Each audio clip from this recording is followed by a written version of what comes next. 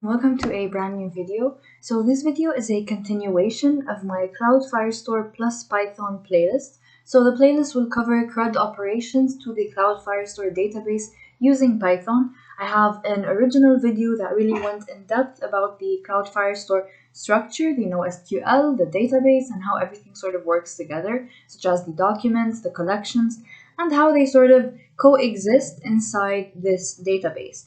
And then I went on and had a preliminary video that really helped us set up our Cloud Firestore database as well as set up our Python code to be able to be connected to the Cloud Firestore database.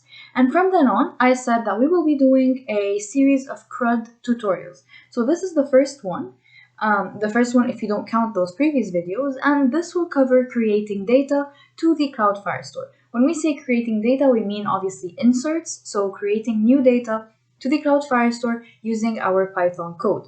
And the reason this deserves a video in its own is because there are multiple ways for us to create data, multiple ways for us to assign keys, and different things that we can change or fine-tune depending on what we really like. So without further ado, let's just get started. Just a side note that the link to the playlist will be in the description as well as the link to the source code for this video. Now, I cannot give you the Firebase project itself. It exists on the cloud and on my account, but I can give you the Python code, and if you follow the rest with how to set up the Firebase project that you can see in the previous video, you should be fine. Now, like I said, without further ado, let's just get started.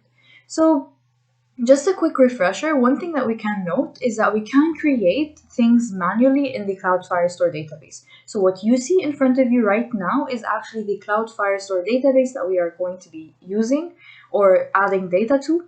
And in consequent videos, we're just going to be doing updates, deletions, as well as querying or reading, if you like to call it. So now what we can do is we can start a collection. I can call this collection users, just like they suggested here. Add an initial document. I have an auto ID and a name field as well as the name John. And I can save this. And this will create for me a collection, and this is the collection users and the document John. But like we said before, we want to do this using code, so we do not really want to do this manually the way I just showed you. We want to do this using code. The way we're going to do that, well, let's just first delete this. And to delete it, I'm just going to retype users here. So let's see how we're going to do it using the code. So going back to PyCharm, so I use the PyCharm IDE, however you can use virtually any IDE or text editor that you like, and just make sure that you download the Firebase admin SDK and all that. So I have spoken extensively about setup in previous videos to avoid being redundant.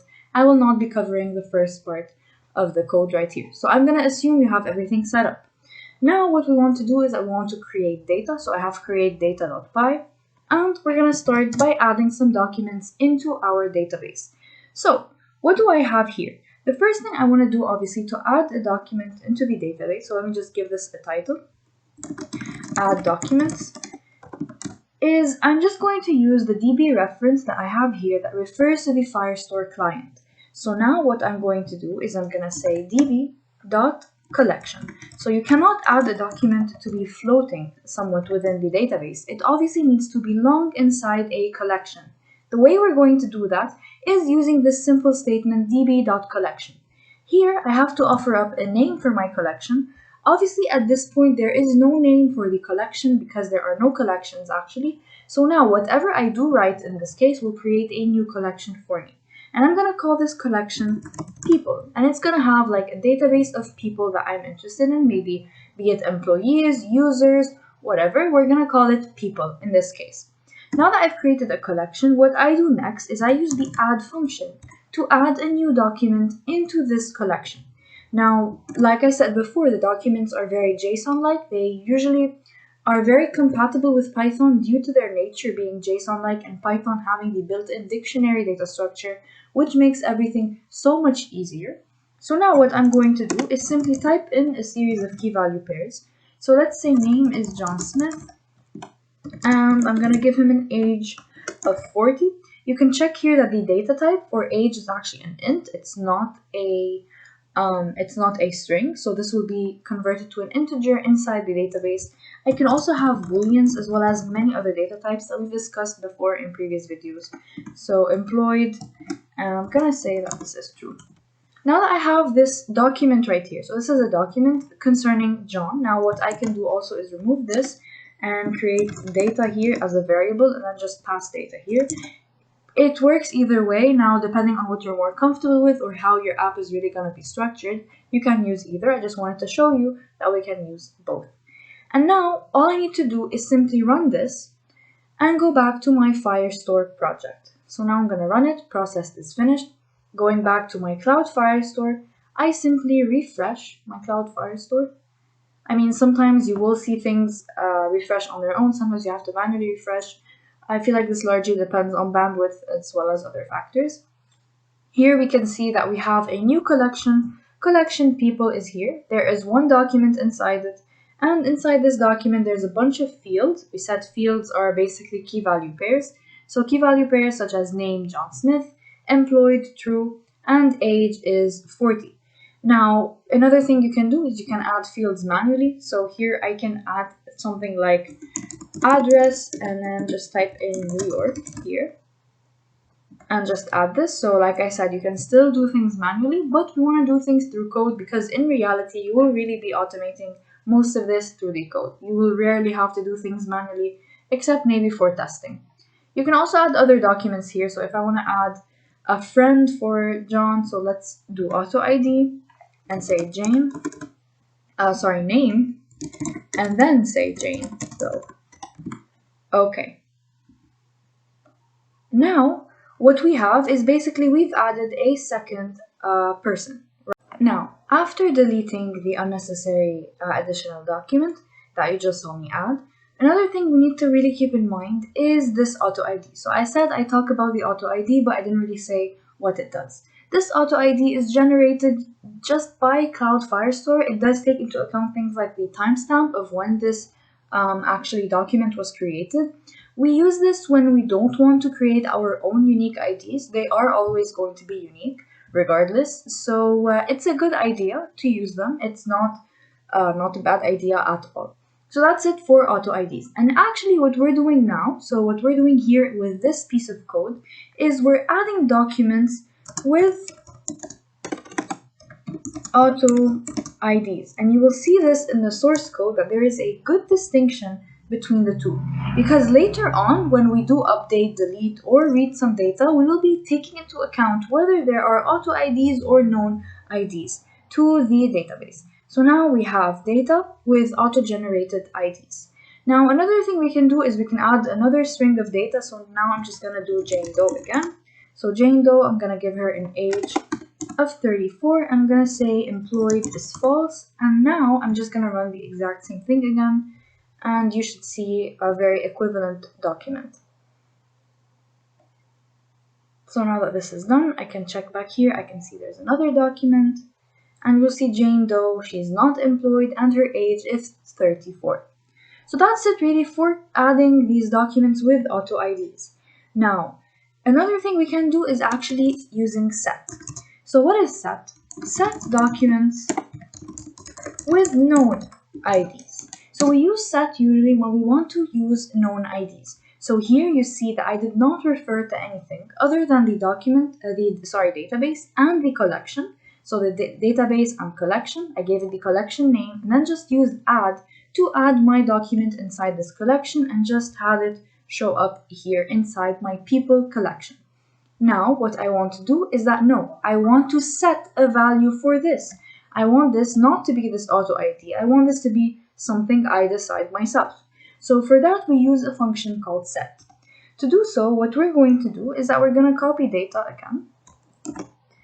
Okay, so now we have our data. Another thing we're going to do is that we're going to create something called a document reference. The way we're going to do that is by using the following. So persons. So now I created my person, I've referred to my persons collection. Now instead of directly using add to add a document into my collection, I'm going to use something called a document reference. So I'm going to use the document function, I'm going to give it a name, and in this case my document name will be Jane Doe. And now I'm just going to use set data. So this part is very similar to the add part. So we were adding data. In this case, we're setting data. But this part right here, the document reference and giving the document a name, is what will enable us to have a ID that is not automatically generated. Now, if I run this again, and let's see the difference in real time, going back to the database, we can see here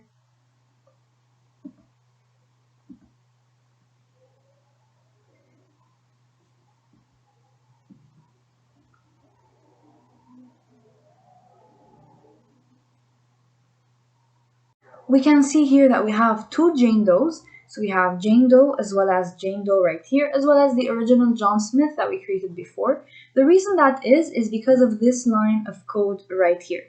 Now, why did I want to highlight this through the tutorial? It's important not to have the same block of code that would teach you how to push some data into the database and just keep it there as you keep on running the same program over and over again. If I had 10 blocks here, 10 lines of code, and they all pushed in 10 random people into the database, and if I ran that again, I would have seen these 10 random people again into the database. Why? Because this will not check whether you've already done this operation or not. So this is very important for you to keep in mind. Now in this case, I have the db.collection.persons, so rather than people. So we can see another collection that was created here. So persons, the ID here is Jane Doe, and we have Jane Doe, she's not employed, and her age is 34. So this is what we've done by using the following. So by using db.collection.persons.document, Jane Doe, and set data. So now we know the difference between using add and then automatically generating an auto-generated ID and putting that as the sort of key for our document, or using set and using a document reference. So this is called a document reference. So for your reference, you should know this, that this is a document reference, and we set the data. Now, another thing we can do, so set does not only enable us to use the our own unique IDs, but we can also use the auto randomly generated IDs. How? By doing the following. So now I'm just gonna say set documents with auto IDs. So this is very similar to what we already did with add, and now I'm gonna do this. And just what I'm gonna do in this case is I'm gonna clear this field right here. So I will not pass anything into the document reference that I've created. And now if I run this, let's see. So now if I go back here, I can see that I have Jane Doe, which I just created into persons right here. So I did this, and I've created Jane Doe, and she is not employed. Her age is 34. And here we can see that I have the auto ID with Jane Doe false and 34. Now, try to think on your own why we did not see two Jane Does. So remember before, when this was executed twice, when I ran the program twice, I saw two instances of this data point.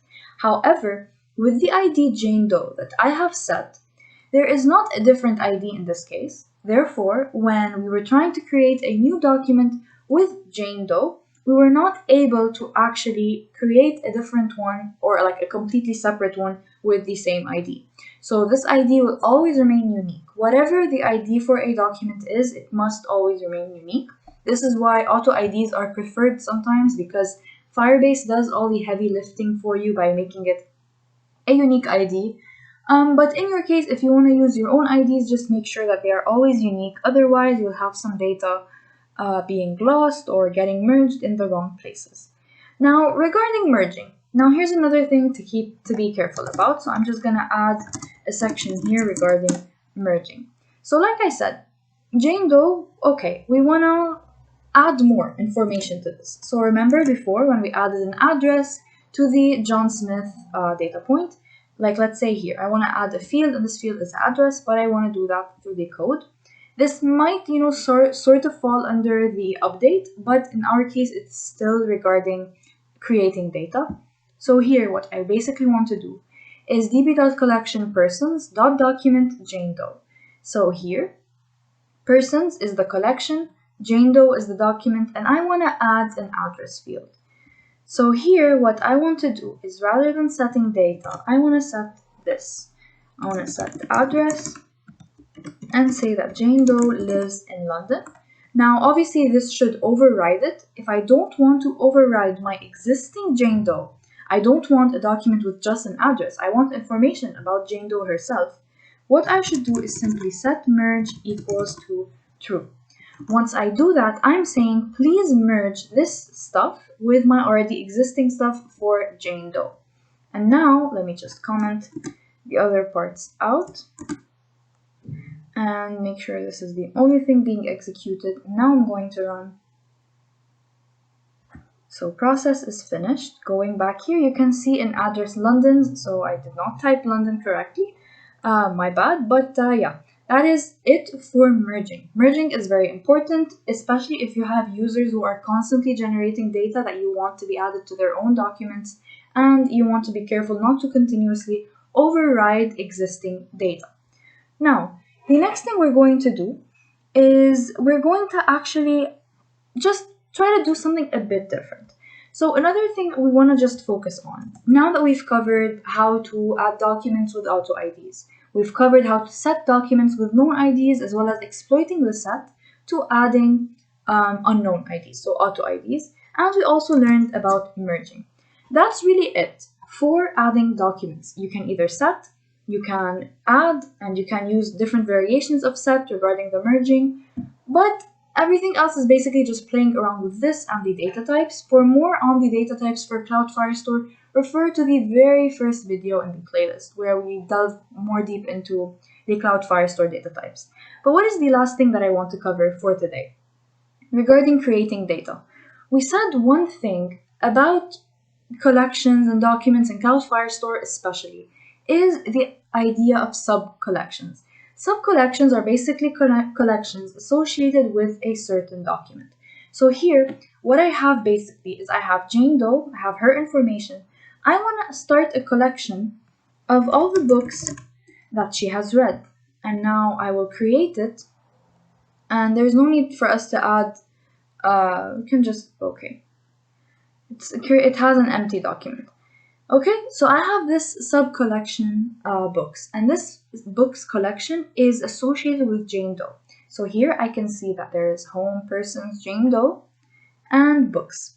So these are the books that Jane Doe has read. There will be a distinct sub-collection for every single user. So let's say this is a website that keeps track of people's books.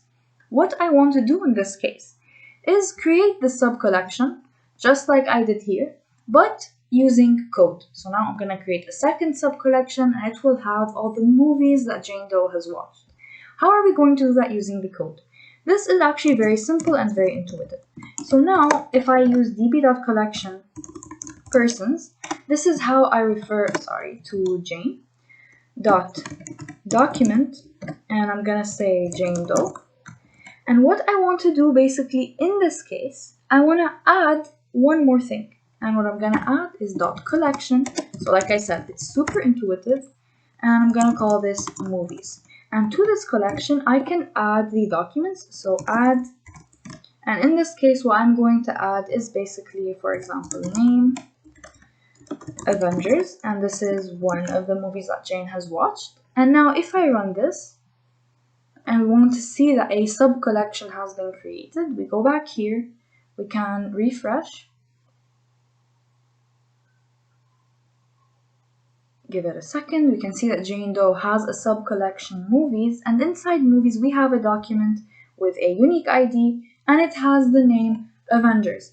Another thing we can do is just like that, so let me just copy this, comment the very first one, and just like that, another thing I can do is also I can use .document and then .set. And for the document, I can call, for example, this to be HP, and in this case, this can be Harry Potter. So all the things we discussed earlier in this video regarding set and add also apply to sub-collections the same way that they did apply to the original big collection. So we can see that Jane Doe, her movies, there's this random ID with the name Avengers, or we have HP with the name Harry Potter. And that's really it for this video. That's really it for all the variations that I can think of regarding creating data into a Cloud Firestore database. I hope this video was useful. I hope it was beneficial. Please like and subscribe if it was, and stay tuned for the next videos regarding updating, deleting, as well as reading data from the database. Thank you and bye bye.